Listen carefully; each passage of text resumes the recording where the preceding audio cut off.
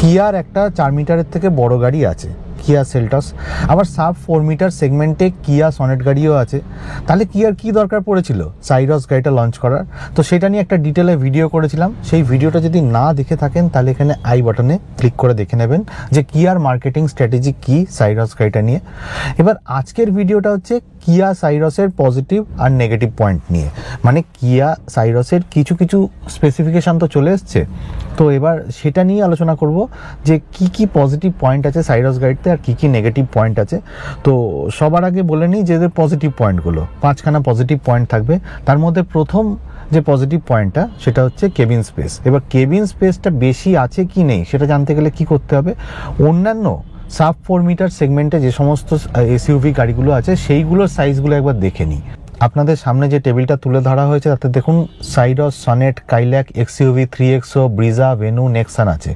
এবার লেন্থের দিক থেকে তো সবকটা গাড়ি মোটামুটি সমান, 3995 মিলিমিটার সবকটা গাড়ি। হ্যাঁ, 3XO গাড়িটা 3990 মিলিমিটার, কিন্তু ওটা একই রকম, 5 মিলিমিটারের জন্য আলাদা করা উচিত না। এবার আপনি উইথ যেটা আছে সেটা দেখুন। সাইরসের উইথ হচ্ছে 1805 মিলিমিটার। এবার এই 1805 মিলিমিটার বা 1800 মিলিমিটারের সেগমেন্টে কিন্তু দুটো গাড়িই আছে। একটা হচ্ছে এক্সইউভি 3XO, যেটার উইথ হচ্ছে 1821 মিলিমিটার, আর যে নেক্সান গাড়িটা আছে সেটার উইথ হচ্ছে 1804 মিলিমিটার।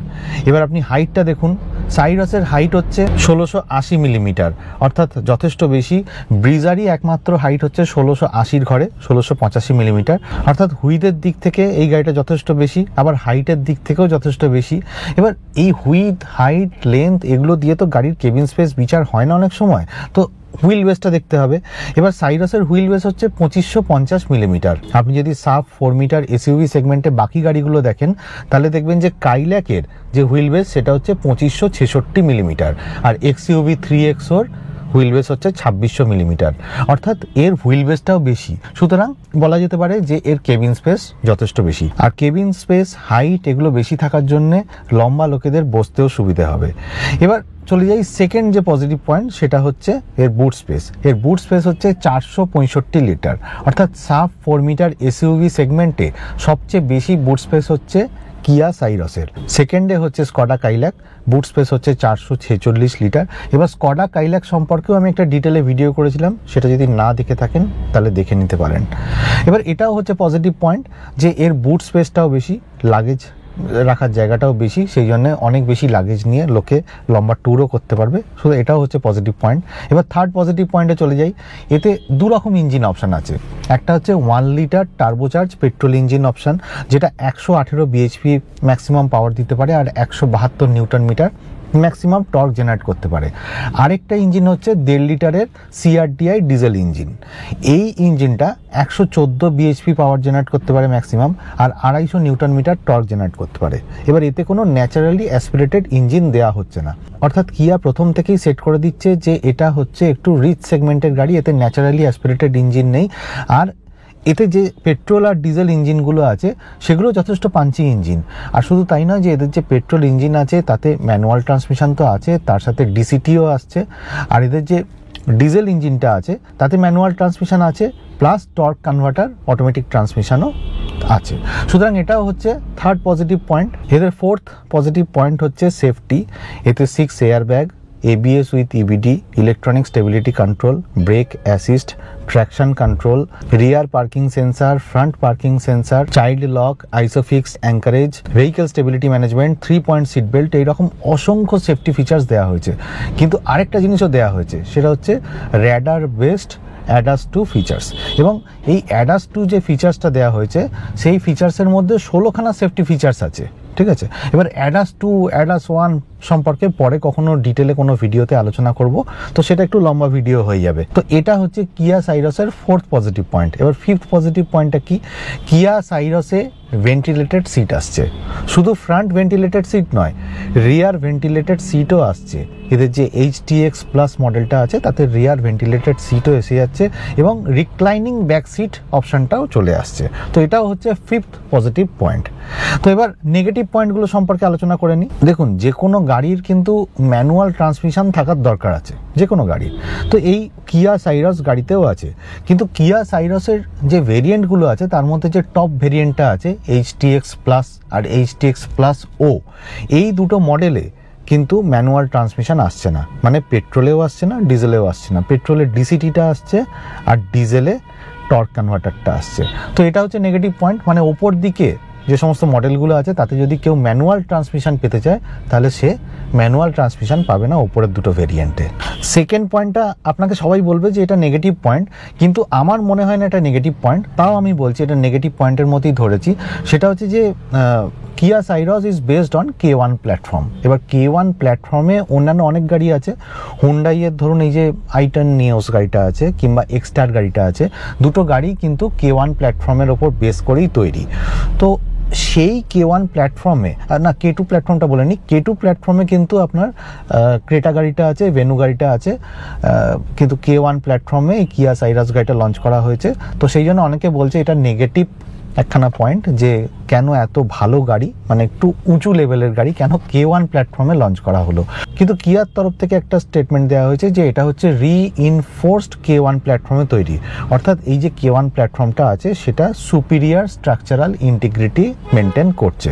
সুতরাং এটা নেগেটিভ পয়েন্ট ঠিকই, কিন্তু অতটাও নেগেটিভ নয়, কারণ K1 প্ল্যাটফর্মটাকে একটু মডিফাই করে আরও শক্তপোক্ত করা হয়েছে। এবার যে থার্ড নেগেটিভ পয়েন্ট সেটাই চলে যায়, যে কিয়ার গাড়িতে কোনো সিএনজি অপশান নেই। আজকালকার দিনে ম্যাক্সিমাম গাড়িতে, টাটার গাড়িগুলো দেখুন তাতে সিএনজি লঞ্চ করা হচ্ছে, মারুতির গাড়িতে সিএনজি লঞ্চ করা হয়েছে এবং সিএনজি ভালোভাবে বিক্রিও হচ্ছে, এবং সিএনজি বিক্রি হওয়ার জন্য গাড়ির সেলও বেড়ে গেছে। কিন্তু কিয়ার গাড়িতে কোনো সিএনজি অপশান নেই। এবার কিয়ার তরফ থেকে একটা স্টেটমেন্ট দেওয়া হয়েছিল অনেককাল আগে যে আমরা সিএনজি অপশানে গাড়ি লঞ্চ করব না, আমাদের ইচ্ছে আছে যে আইস মানে ইন্টারনাল কম্বাসশন ইঞ্জিন থেকে আস্তে আস্তে আমরা ইভিতে ট্রান্সফার করব। কিন্তু ইভি যে গাড়িটা আছে, মানে কিয়া সাইরাসের তো ইভি লঞ্চ হওয়ার কথা হচ্ছে, কিন্তু ইভির যে প্রোগ্রেসটা সেটা কিন্তু অনেক লেটে হচ্ছে, অনেক দেরিতে এদের ডেভেলপমেন্ট হচ্ছে। তো সেই জন্য মাঝখানের যে সময়টা, এই ধরুন যখন ভারত স্টেজ 7 চলে আসবে, তখন যদি আরও স্ট্রিনজেন্ট করা হয় নর্মসটা BS7-এ, তখন কিন্তু এই ডিজেল গাড়ির যে এক্সিস্টেন্স সেটা নিয়ে প্রশ্নচিহ্ন দেখা যেতে পারে। তো সেই সময়টা যদি ডিজেল গাড়ির সেল কমে যায় তখন কিন্তু কিয়া একটা বড় ধাক্কা খাবে। কিয়া কীরকমভাবে ধাক্কা খাবে, কিয়ার যে প্রোডাকশান ইউনিট তাতে ধরুন কথা বলছি যে 20,000 প্রত্যেক মাসে গাড়ি তৈরি হচ্ছে বা 30,000 তৈরি হচ্ছে, এবার ডিজেলও তার মধ্যে থাকছে। এবার ডিজেলের যদি সেল কমে যায় তখন আলটিমেটলি কি প্রোডাকশান ইউনিটটা ধাক্কা খেয়ে যাবে। তো সেই জন্য সিএনজি অপশানটা এদের থাকা উচিত ছিল। তো সিএনজি অপশান না থাকাটা একটা নেগেটিভ পয়েন্ট তো বটেই। ফোর্থ হচ্ছে যে কিয়া সাইরাস গাড়িতে কোনো 5 স্টার সেফটি রেটিং এখনও অবধি টেস্ট করা হয়নি। তবে শোনা যাচ্ছে যে ভারত এনসিপি ক্র্যাশ টেস্টে কিয়া সাইরাস গাড়িটা পাঠানো হয়েছে ফর টেস্টিং। তো আশা করা হচ্ছে যে কিয়া সাইরাস গাড়িতে যে টাইপের সেফটি ফিচার্স দেওয়া হয়েছে তার উপর র্যাডার বেসড ADAS 2 ফিচার্স তো আছে। সুতরাং আশা করা হচ্ছে যে ভারত এনসিপি ক্র্যাশ টেস্টে এটা 5 স্টার রেটিং পাওয়ার ক্ষমতা রাখে। তবে নট শিওর, যতক্ষণ না রেজাল্ট আসছে বলা মুশকিল। তবে এটা করে নিলে ভালো হতো, সাইরাস লঞ্চ করার আগে যদি 5 স্টার রেটিংটা এরা বার করে নিতে পারতো বা অবটেন করতে পারতো, তাহলে এটা ডেফিনেটলি প্লাস পয়েন্ট হতো। এই মুহূর্তে এটা নেগেটিভ পয়েন্ট তো বটেই। ফিফথ যে পয়েন্টটা সেটা হচ্ছে এদের যে হেডলাইটের যে প্লেসমেন্টটা সেটা একদম কর্নারে। এবার আমাদের ইন্ডিয়ান রোডস জানেন যে সামান্য ডান দিক বাঁ দিক করতে গেলে সামনে যে গার্ড আছে সেই গার্ডটা ঘষা লেগে যায়। এবার পসিবিলিটি থাকতেই পারে যে হেডলাইটটাও ড্যামেজ হয়ে যেতে পারে। এছাড়া এদের যে প্লাস্টিক ক্ল্যাডিংগুলো করা আছে সেই প্লাস্টিক ক্ল্যাডিংগুলোকে কিন্তু মেনটেন করাটাও মুশকিল হয়। তো এটাও একটা নেগেটিভ পয়েন্ট। এবার সিক্সথ পয়েন্টে চলে যাই। সাইরাসের 6টা ভেরিয়েন্ট আছে, HTK plus, HTK O, HTX, HTX plus, HTX plus O, কিন্তু এদের কোনো HTE ভেরিয়েন্ট নেই, অর্থাৎ বেস ভেরিয়েন্টটাই এরা রাখেনি।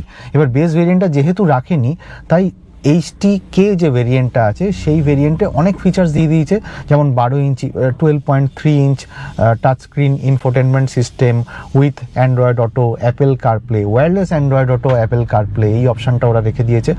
HTK ভেরিয়েন্টটাই এদের বেস ভেরিয়েন্ট, অর্থাৎ বেস ভেরিয়েন্টেই এদের সাউন্ড সিস্টেম চলে আসছে। আবার এতে 4 স্পিকারও এসে যাচ্ছে। এই ভেরিয়েন্টে অর্থাৎ বেস ভেরিয়েন্টে কিন্তু ড্রাইভার সিট অ্যাডজাস্টমেন্ট রাখেনি, আজকালকার দিনে একটা গাড়ি ধরুন বাড়িতে দুটো লোক চালায় এবং একজনের হাইট একটু কম আরেকজনের হাইট একটু বেশি, সুতরাং ড্রাইভার সিট অ্যাডজাস্টমেন্ট রাখাটার দরকার ছিল, কিন্তু সেটা নেই।